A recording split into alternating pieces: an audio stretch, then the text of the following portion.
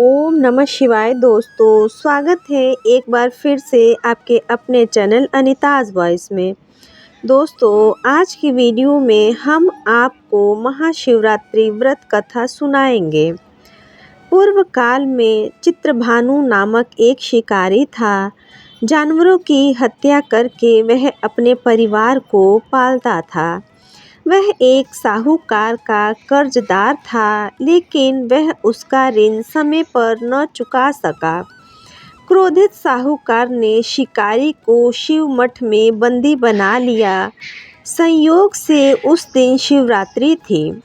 शिकारी ध्यान मगन होकर शिव संबंधी धार्मिक बातें सुनता रहा। चतुर्दशी को उसने शिवरात्रि व्रत की कथा भी सुनी। शाम होते ही साहूकार ने उसे अपने पास बुलाया और ऋण चुकाने के विषय में बात की। शिकारी अगले दिन सारा ऋण लौटा देने का वचन देकर बंधन से छूट गया। अपनी दिनचर्या की भांति वह जंगल में शिकार के लिए निकला, लेकिन दिन भर बंदी गृह में रहने के कारण भूख प्यास से व्याकुल था।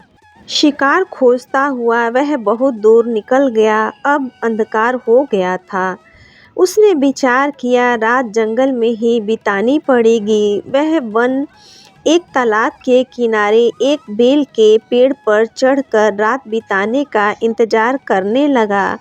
बेल वृक्ष के नीचे शिवलिंग था, जो बेल पत्रों से ढका हुआ था। शिकारी को उसका पता न चला। पड़ाव बनाते समय उसने जो टहनियाँ तोड़ी वे संयोग से शिवलिंग पर गिरती चली गईं। इस प्रकार दिन भर भूखे प्यासे शिकारी का व्रत भी हो गया और शिवलिंग पर बेलपत्र भी चढ़ गया। एक पहर रात्रि बीत जाने पर वह एक गर्भिणी हिरनी तालाब पर पानी पीने पहुंच गई। शिकारी ने धनुष पर तीर चढ़ाकर ज्यों ही प्रत्यंचा खींची। हिरनी बोली, मैं गर्भवती हूँ, शीघ्र ही प्रसव करूँगी। तुम एक साथ दो जीवों की हत्या करोगे, जो ठीक नहीं है। मैं बच्चे को जन्म देकर शीघ्र ही तुम्हारे समक्ष प्रस्तुत हो जाऊँगी, तब मार लेना। शिकारी ने प्रत्यंचा ढीली कर दी और हिरनी जंगली झाड़ियों में लुप्त हो गई। प्रत्यंचा चढ़ाने तथा ढीली करने के वक्त कुछ बेलपत्र अनायास ही टूटकर शिवलिंग पर गिर गए। इस प्रकार उससे अनजाने में ही प्रथम पहर का पूजन भी संपन्न हो गया। कुछ ही देर बाद एक और हिरनी उधर से निकली। शिकारी की प्रसन्नता का ठिकाना न रहा।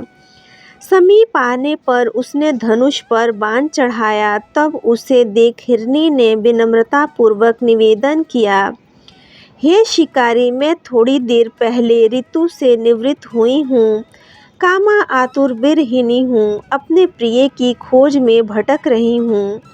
मैं अपने पति से मिलकर शीघ्र ही तुम्हारे पास आऊँगी।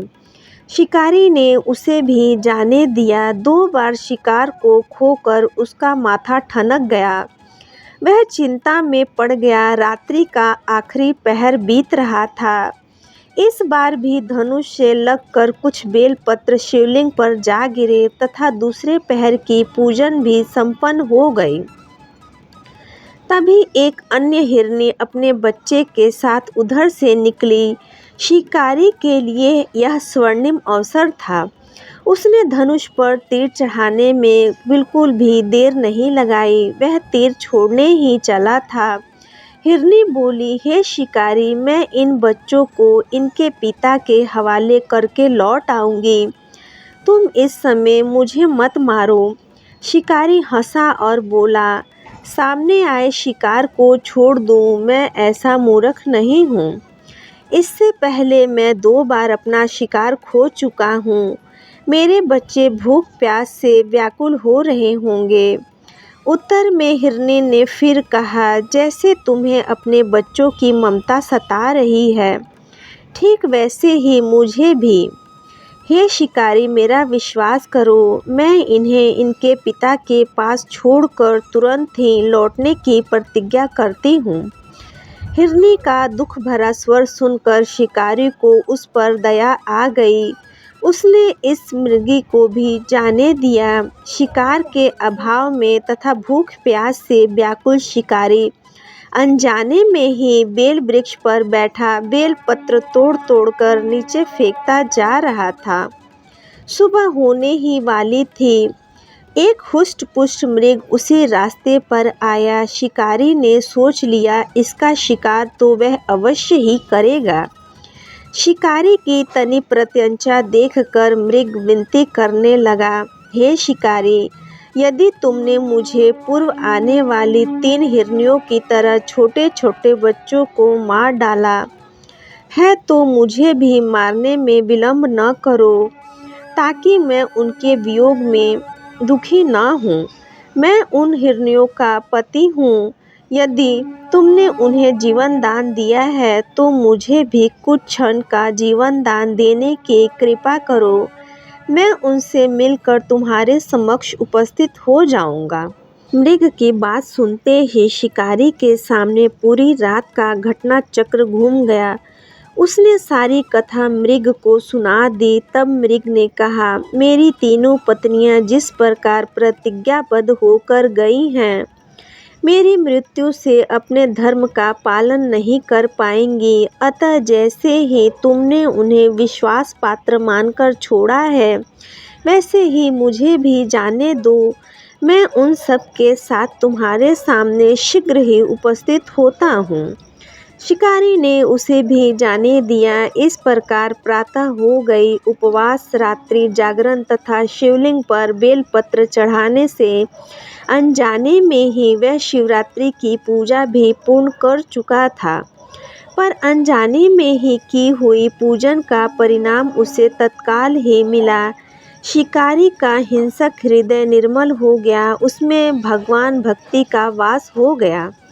थोड़ी ही देर बाद वह मृग सपरिवार शिकारी के समक्ष उपस्थित हो गया, ताकि वह उनका शिकार कर सके।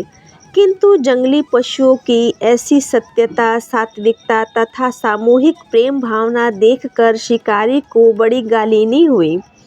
उसने मृग परिवार को जीवन दान दे दिया। अनजाने में शिवरात्रि के व्रत का पालन करने पर भी शिकारी को मोक्ष की प्राप्ति हुई। जब मृत्यु काल में यमदूत उसके जीवन को लेने आए तो शिवगणों ने उन्हें वापस भेज दिया तथा शिकारी को शिवलोक ले गए।